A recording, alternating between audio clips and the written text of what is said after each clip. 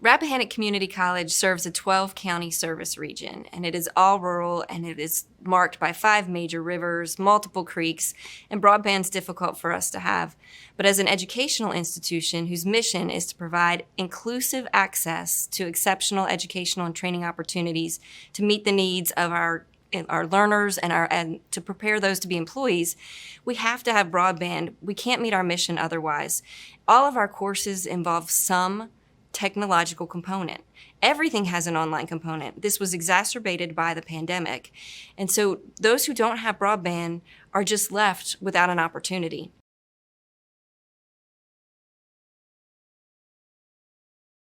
Prior to the pandemic, 19% of our students didn't have broadband.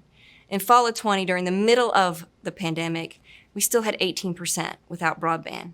Can you imagine sitting trying to do a Zoom class without having broadband access on your smartphone or in your car in a parking lot trying to get high-speed internet?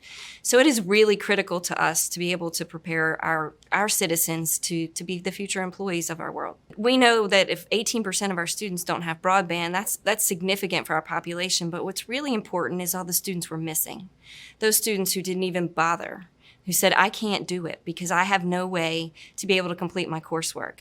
So we look at those that are enrolled that we're not serving, but what we're really missing is the greater population who have just lost the opportunity for higher education in our service region.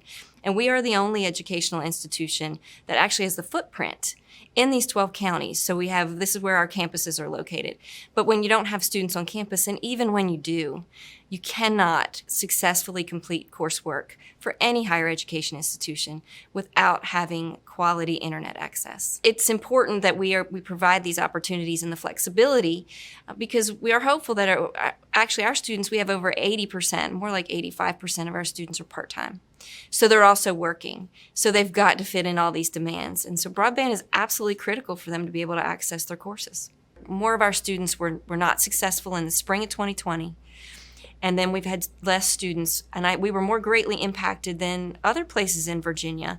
Our enrollment in our region was down 10% in the fall, 13% in the spring, while across the state the average was 6%. And I would directly attribute that to broadband access.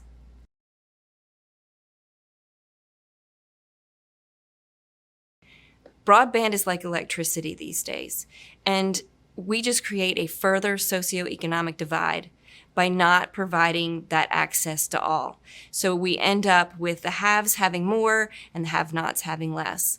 And so those of us that have access to broadband, we need to support that effort because it's best for our entire community. It's that old adage that, and I like to use this in our service region, that all boats rise with the tide. So we want to make sure that we look at that as it's actually better for everyone involved if everyone has access to broadband.